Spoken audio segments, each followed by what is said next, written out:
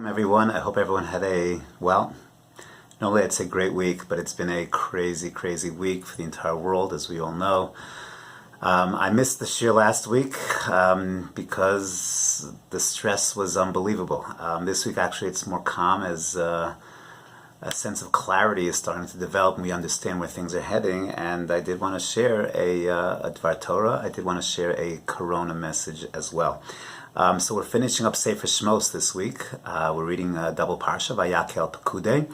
And as I've mentioned in the past, the Netziv, in his Hagdama to Sefer Shmos, he quotes the Balachs Gedolos, who gives nicknames to each of the Sfarim. He names Bereishis Sefer Yitzira, Torah's Kohanim is Vayikra, Chumash HaPekudim is Bamidbar, Mishnah Torah's Devarim, and Chumash Shmos he refers to as Chumash Hasheni. Very strange name, and the Netziv is bothered.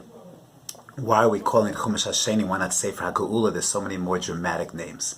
And the Netziv famously explains that when it comes to Sefer Shmos, it's called Chumash Hasheni by the Bahag because it's considered to be a continuation of the Sefer HaYetzira. It's considered to be a continuation of Sefer Bereishis.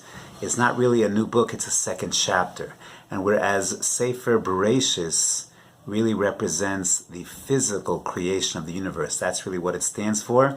Perhaps also the formation of the family of Klal Yisrael. But fundamentally, Bereishis bara Elokim es hashamayim v'ha'aretz, the physical creation. Sefer Shmos is taking that physical creation and infusing spirituality into it. And therefore, we open up with the story of Moshe Rabbeinu being born and light. There is light in the world, Rashi tells us. This is not a physical light. This is a light of spirituality. And Moshe Rabbeinu will lead Bnei Yisrael out of Mitzrayim. Yeah, he's also going to go into a teva. That's very fascinating. The only two times in Chumash we have a teva. He's going to lead us out of Mitzrayim. He's going to build Knesset Yisrael. Bnei Yisrael is going to be formed. That's the first unit, Yetzias Mitzrayim, that we become one nation under God, the infusion of spirituality into this nation. Of course, then there is Kabbalah HaTorah, where we're given Torah's Hashem, and once again, a burst of spirituality. And finally, the last part of the Sefer is the construction of the Mishkan, the Binyan HaMishkan, where Sefer Bereishis, Hashem made a place in His vast world, His vast universe for us. So we take a place in our universe, in our world, and we build a place for Him. And that is what the Mishkan is all about. Now, Sefer Shmos is not without its ups and downs. It has its pitfalls. And the biggest pitfall that we experience in Sefer Shmos is, of course, the Egel Hazav. At the climactic event of Matan Torah, very shortly thereafter, Moshe Rabbeinu tarries in coming down from the mountain. He's a little bit late. Usually he's a big yeki.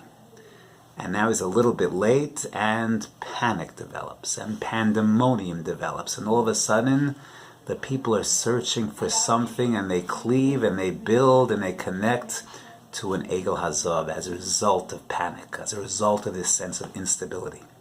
And Hashem is so upset, is so angry at this people that He wants to create anew. Let's start from scratch, Moshe Rabbeinu. Let us rebuild from you, and let us destroy the Jewish people. And Moshe davens on behalf of Klal Yisrael, and ultimately Hashem accepts the tshuva. And slowly but surely, as we build the Mishkan, as we build a place for Him in this world, we start to rehabilitate. We start to come back. And the end of Parshas Pekudei, the last few psukim in this parsha are so striking, so relevant, so important.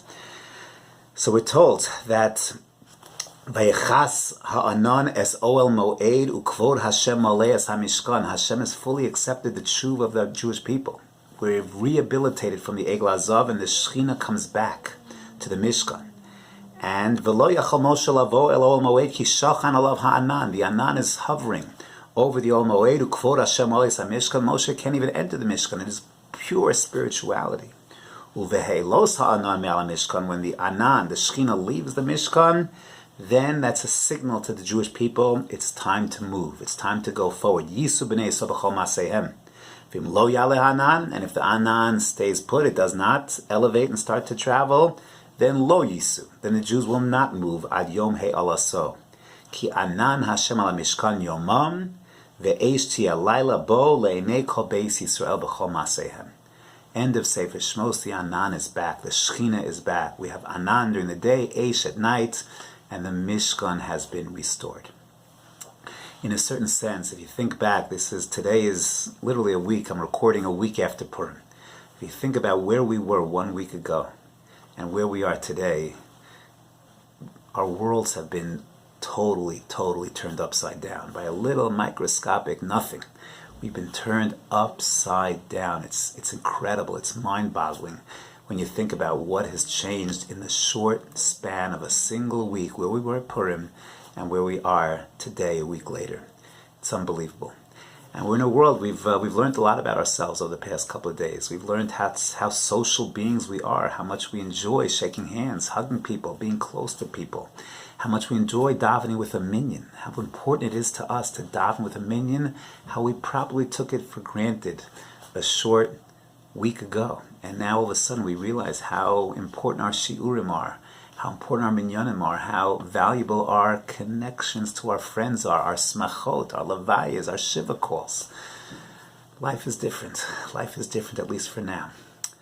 So what can we take away? So obviously we need to navigate anew. And I think I'm just going to share one thought, one small thought at least that I'm thinking about myself, and that is I've had so many projects that I wanted to do, personal projects, things that I just wanted to do for myself, learning projects. I want to clean my house. I want to organize. I've been living in my house for 25 years. I want to get it organized.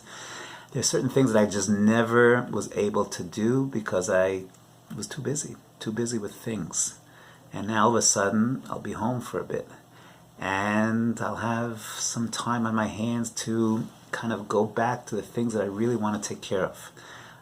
Personal projects, learning projects, things I want to write about, things I want to think about, things I want to organize. I think Hashem is also giving us opportunities now. Opportunities to connect, perhaps not to others, but to ourselves in ways that we couldn't connect to before. To identify va'asuli migdash v'shachanti bisocham. To learn to come back to the bisocham, to our true selves. Sometimes we are so consumed, we are so social, we are so products of our society and our communities and our relationships, and they're so important. But perhaps for this period of time, and everyone should have a refuah shlema bekarov, and we should get out of this tsara bekarov. But while we're in it, let's also identify it for the opportunities that it'll present us, to take stock, to identify, to spend time. Again, you've heard all the schmoozes, but look at the things that you haven't been able to do, haven't been able to get around to.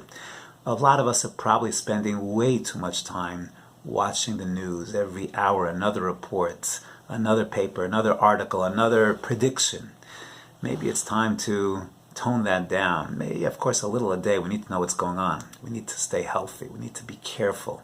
But also take this opportunity to look inside of ourselves, to get things done that we couldn't do. We never have the time. We never have the ability, the freedom of space, the freedom of mind to take care of.